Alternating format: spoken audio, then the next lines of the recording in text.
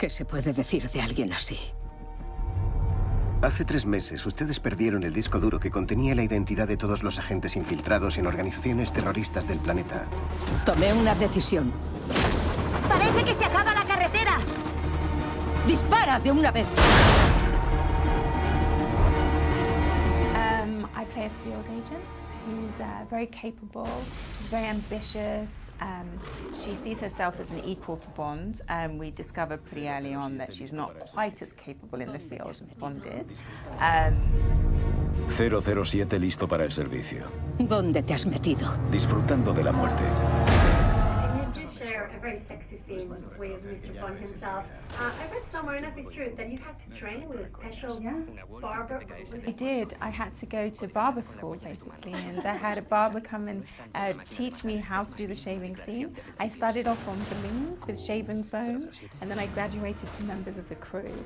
But they wouldn't let me graduate ultimately to shave Bond with a real razor. So although I can do it, I'm actually very good with a razor now. I wasn't allowed to use a real razor on Bond because the insurance company wouldn't allow it. Soy tu nuevo intendente. No estoy para coñas. Una Walter PPKS del 9 corto. Codificada con la huella de tu mano, solo tú puedes utilizarla. No es tanto una máquina de matar, es más bien una declaración de principios.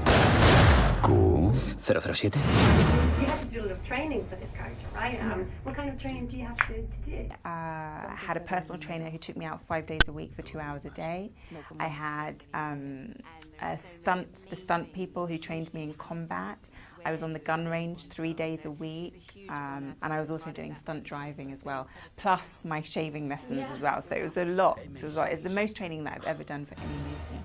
I read somewhere that you hate it, that you hate physical. I hate it, but I don't normally exercise at all. So for me, it was like a huge shock to my body to suddenly go from nothing, from lying on the couch to like every day practically out doing something, training. So it was a real shock. I did throw up a few times, like after training sessions, because it was so hard.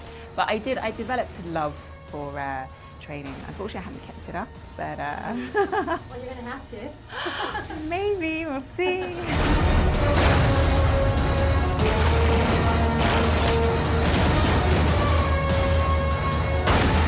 Last one.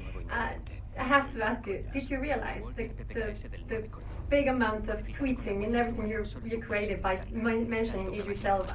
I didn't know.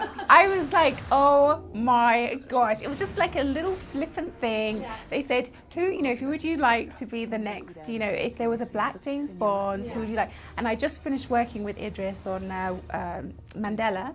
And so I sort of said, oh, Idris Elba, he would be great. And then suddenly it's like, Naomie says, Idris Elba is the next Bond. It's all my fault. Oh my gosh.